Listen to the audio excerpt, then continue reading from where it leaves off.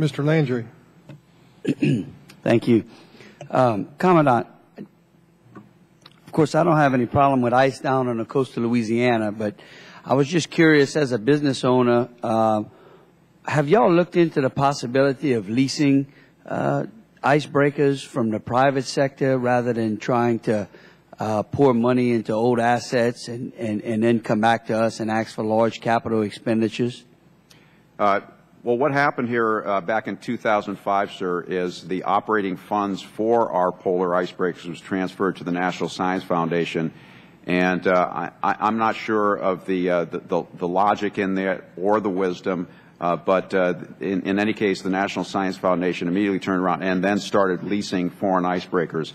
It's interesting to note that the first year they did that, they leased a Russian icebreaker to break out McMurdo at the South Pole, and the Russian icebreaker broke down. We had to activate our icebreaker and send it all the way from Seattle to break it out. So there certainly are possibilities for leasing icebreakers, but I think there is probably some minimum number of icebreakers that this country wants to have on hand. Well, I'd like you to lease them from U.S. companies rather than from foreign companies. I know that on the Great Lakes there are a number of icebreakers that are leased by governments from companies in the United States. I have one of the shipbuilders in my and owners in my district that actually leases icebreakers out on the Great Lakes. So it is amazing that we went out to foreign countries to lease icebreakers when, you know, the gentlewoman was talking about how we increase our shipbuilding capability and how we get people back to work in this country. And it certainly seems to me that we could look at a cost savings measure, possibly leasing those icebreakers from companies right here in the United States. It's certainly an option that's out there. We have not investigated it because we're trying to come up with a wherewithal to support the icebreakers that we have, and most of the time we fall short of the hours just on the icebreakers that we have. Well, it seems like based upon the amount of money y'all pouring into a very old vessel, maybe y'all should have someone take a look at that. I'll be more than happy to send you a couple of names of people who will build them and lease them to y'all. Thank you, sir. We'll take a look at that. Okay. Real quickly, as you know, 7 years ago, Congress passed a statutory requirement for the Coast Guard to craft regulations for towing vessel inspections, including safety management systems for towing vessels. The goal of these regulations is to increase the operational safety of the largest segment of commercial U.S. flag vessels. The safety management system required is one of the National Transportation Safety Board's top 10 most wanted transportation safety improvements. And for what I've seen, these draft regulations are a great example of how the Coast Guard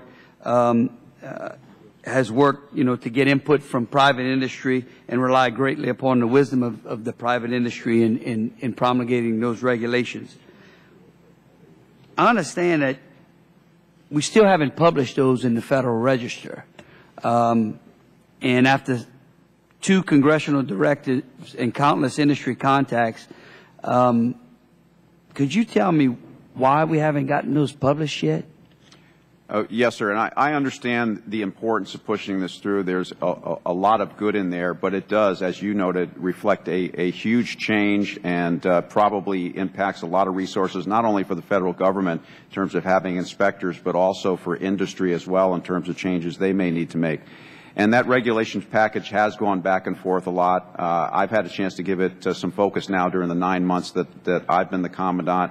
It has been back with us, and probably if there's any delay right now, it's because we've been back and reviewing it in the midst of Deepwater Horizon, and now we've been able to give some more attention to it.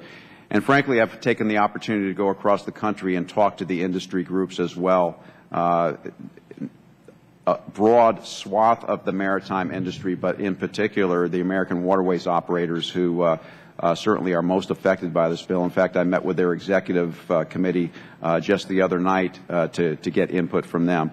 We want to make sure we've got the right package going forward. I think we've answered the questions that were posed to us upon review, and we have transferred it back up to the department to get their final review on it. 7 years. Yes, sir. Mr. Commandant, that's a long time. Yes, sir. Okay.